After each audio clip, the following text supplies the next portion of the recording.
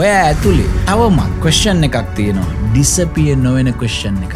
මම පරක්කු වැඩිද? මට තවමත් මේකට හැකියාව තියෙනවද?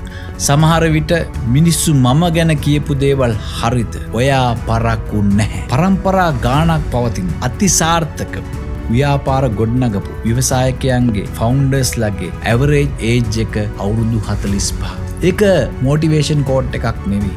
මිලියන් ගණන් රියල් බිස්නස් වල දත්ත සොයාගත් සත්‍යයක්. ලෝකේ බෙස්ට් නෝන් ඔන්ටර්ප්‍රනර්ස්ලා දිනෙන් දින සාර්ථකත්වයේ ඉහළට ගියේ ඔවුන්ට තිබුණු සහජ බුද්ධිය නිසා නෙවෙයි. ඔවුන්ට ලැබුණු එක්ස්පීරියන්ස් එක විසින් සහද බුද්ධියට කවදාකවත් ගොඩනගන්න බැරි අන්ඩර්ස්ටෑන්ඩින් එකක් ඔවුන් තුල ගොඩනගපු නිසා. අවුරුදු 52දී ග්ලෝබල් ෆුඩ් බ්‍රෑන්ඩ් එකක් ගොඩනැගුවේ ජීවිතේ සියලුම කඩාවැටීම් වලට පස්සේ. ඒ ඔහුගේ වාසනාව නිසා නෙවෙයි.